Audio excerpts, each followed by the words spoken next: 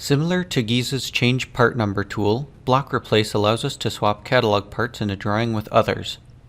Starting with a drawing, we will want to use either the toolbar button or use the ribbon option under 2020 Office and Block Info. This pulls up our Block Replace window.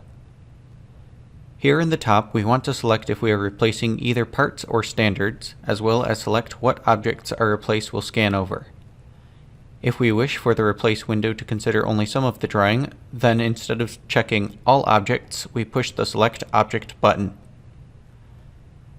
In the middle of our window is the part filter. We can use this to filter from our selection the specific part number we wish to replace if we don't want to replace every selected part.